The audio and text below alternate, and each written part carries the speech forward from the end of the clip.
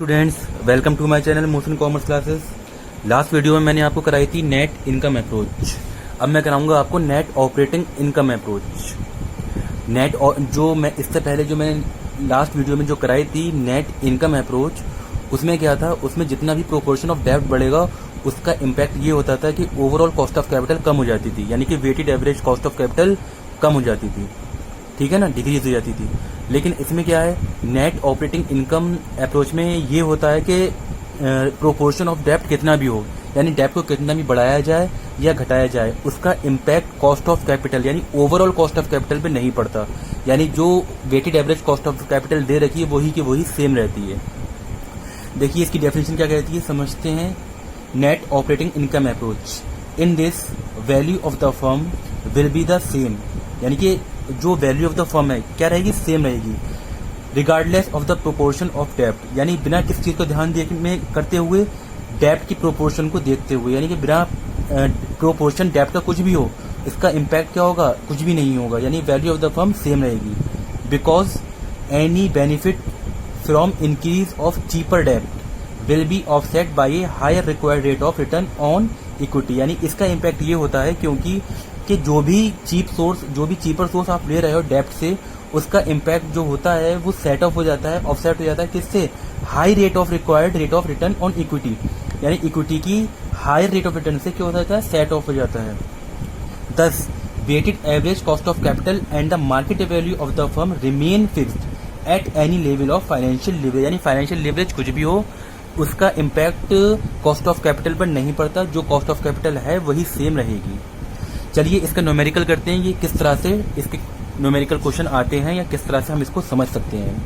देखिए हमें क्वेश्चन दे रखा है क्या, एक company expect a net operating income EBIT 1.5 lakh, यानी नेट ऑपरेटिंग इनकम को अगर हम दूसरा नाम कहें तो वो होती है EBIT।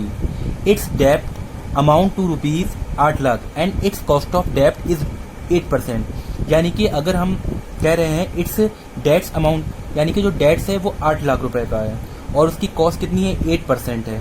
The overall capitalization rate is 12%, यानी ओवरऑल का मतलब ये है KO, यानी सब मिलाकर इक्विटी की भी और डेब्ट की भी ओवरऑल कैपिटलाइजेशन रेट कितनी है, 12% है, यानी कि हम इसे कहेंगे KO। You are required to calculate value of the firm, हमें इस इंफॉर्मेशन के बेस पे फर्म की वैल्यू निकालनी है एंड इक्विटी कैपिटलाइजेशन रेट जिसे हम कहते हैं कॉस्ट ऑफ इक्विटी, वो निकालनी है। According to net operating approach हमें निकालना है NI अप्रोच के बेस पे वैल्यू ऑफ द फर्म और कॉस्ट ऑफ इक्विटी। तो चलिए स्टार्ट करते हैं, ये कैसे होगा देखिए। Solution,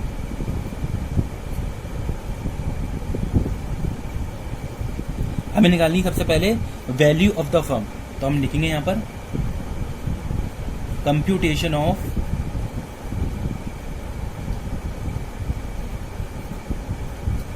value of the firm under NOI approach, net operating income approach. Last video में मैंने आपको NI अप्रोच के बेस पे बताया था कि वैल्यू ऑफ द फर्म कैसे कैलकुलेट होगी। चलिए इसका फॉर्मूला क्या होता है, वैल्यू ऑफ द फर्म जिसे हम डिनोट करते हैं V से, इक्वल टू EBIT, यानी कि नेट ऑपरेटिंग इनकम जो हमें क्वेश्चन में दे रखी है, net operating income EBIT upon overall cost of capital जिसे हम कहते हैं KO इंटू 100, ठीक है। तो वैल्यू ऑफ द फर्म तो निकालनी है हमें, V पता नहीं है, EBIT हमें कितनी दे रखी है क्वेश्चन में, 1.5 लाख, KO हमारा दे रखा है 12%, इसको हम सॉल्व करेंगे तो हमारा वैल्यू ऑफ द फर्म आ जाएगी। चलिए करते हैं, 1.5 लाख डिवाइड बाई 12, तो ये सॉल्व करने पे हमारी आ जाएगी 12,50,000, ये हमारी वैल्यू ऑफ द फर्म आ गई।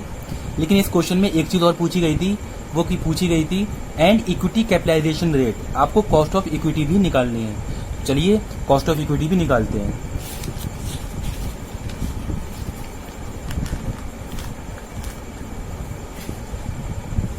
देखिए कॉस्ट ऑफ इक्विटी यानी कि ऐसे हम कहते हैं KE इक्वल टू होता है EBIT minus interest upon market value of equity into 100। ठीक है, अब पहले इस क्वेश्चन में हमें मार्केट वैल्यू ऑफ इक्विटी नहीं दे रही है, ठीक है ना, तो हम उसके बेस पे पहले हम मार्केट वैल्यू ऑफ इक्विटी निकालेंगे। तो देखिए वैल्यू ऑफ द फर्म हमें कितनी कैलकुलेट की थी, वैल्यू ऑफ द फर्म हमने कैलकुलेट की थी 12,50,000, यानी फर्म की ओवरऑल सारी की सारी KO 12,50,000 की वैल्यू थी। इसमें से हम माइनस करेंगे डेप्ट। डेप्ट दे रखा था हमें क्वेश्चन में ही 8 लाख रुपए का। देखिए क्वेश्चन में दे रखा था हमें ये 8 लाख का, 8 lakh, its debt amount to 8 lakh ये दे रखा है। तो 8 लाख का ये हम क्या कर देंगे, माइनस कर देंगे। तो 12,50,000 क्या है, वैल्यू ऑफ द फर्म है। इसमें से 8 लाख का हम डेट माइनस करेंगे तो क्या बचेगा, 4,50,000, 4,50,000 ये हमारा आ गया equity, market value of equity.